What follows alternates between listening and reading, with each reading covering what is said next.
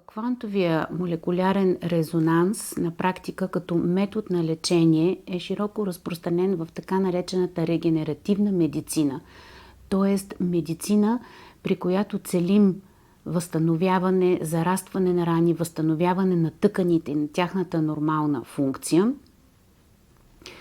Този метод намира приложение в различни сфери на медицината.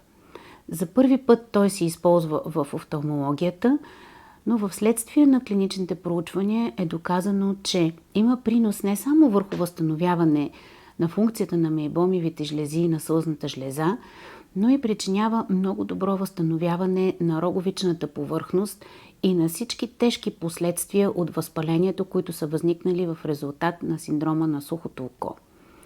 Едно от сериозните му приложения в офталмологията е възстановяване на роговични язви, които могат да са възникнали от възпалителни процеси, вирусни инфекции и включително от изгаряния с основи, който всички очни лекари знаят, че е един много тежък и сериозен проблем, за който до момента трудно се намираше решение.